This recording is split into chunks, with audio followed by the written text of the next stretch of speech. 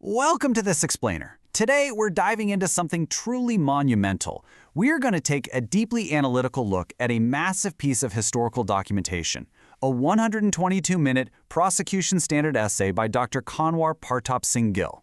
We're going to examine a fascinating yet completely chilling hypothesis: how a highly specific institutional method of silence evolved over the course of 40 years.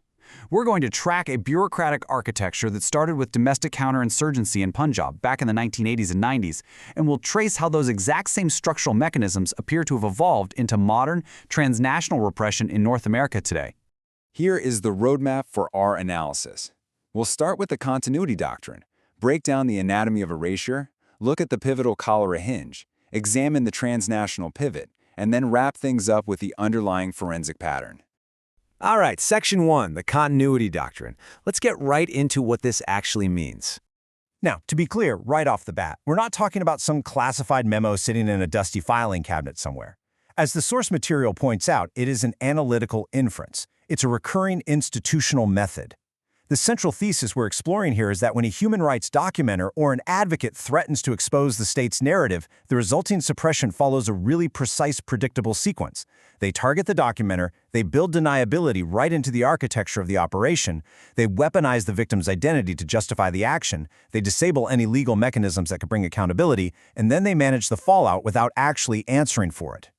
This part is absolutely crucial. Because we're treating this history as a formal prosecution standard record, we are using a really strict evidentiary filter. We are never, and I mean never, going to upgrade a mere allegation to a proven fact.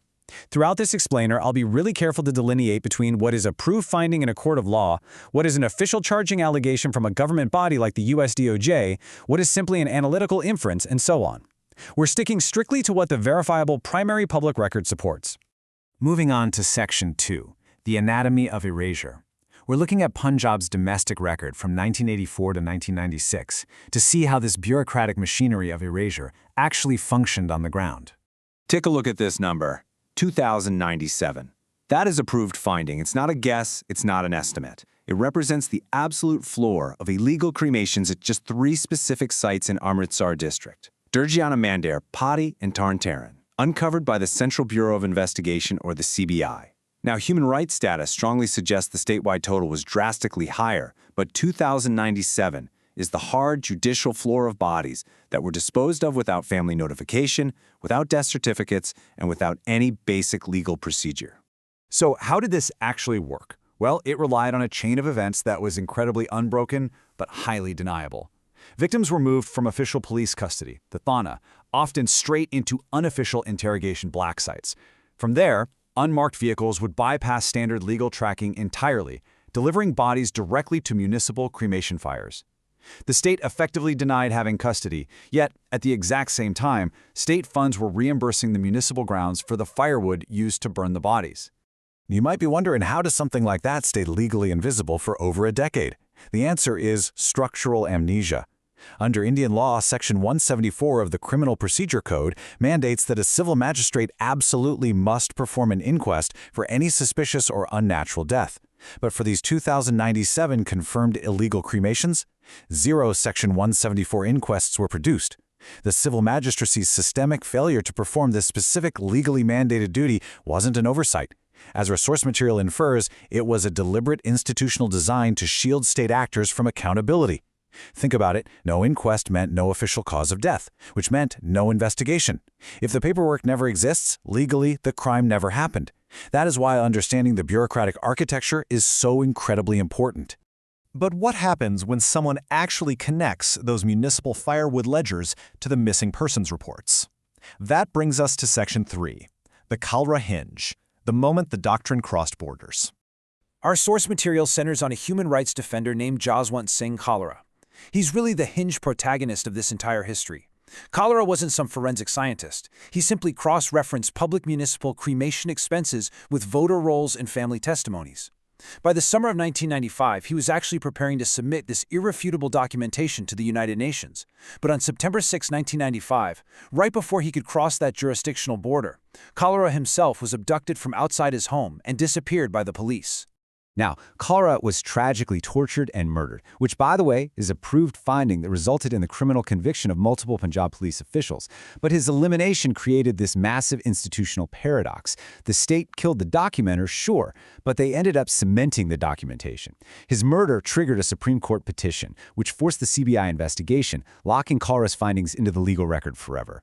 The Supreme Court of India officially declared the events, quote, flagrant violations of human rights on a mass scale.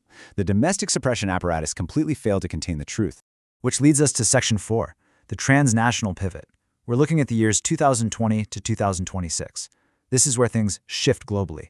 Because if an institutional apparatus learns that physical erasure fails to destroy a record, it adopts. We're going to look at how this doctrine evolves from local crematoriums to a totally globalized matrix of encrypted apps and transnational targets. What's really fascinating here is the evolution of lawfare. Back in the 90s, the state would retroactively label victims as militants after a staged encounter to justify the killing. Today, when we look at the Unlawful Activities Prevention Act, or UAPA, we see a preemptive tactic. Diaspora advocates in the West are labeled as UAPA terrorists in advance.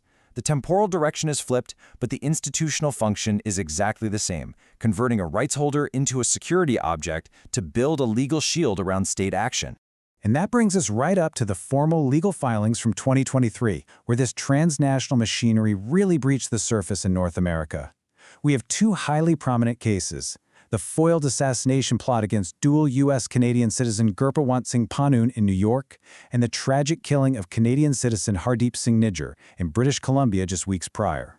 Both were prominent Sikh advocates deeply involved in the exact same diaspora documentation networks that continued Khalra's work.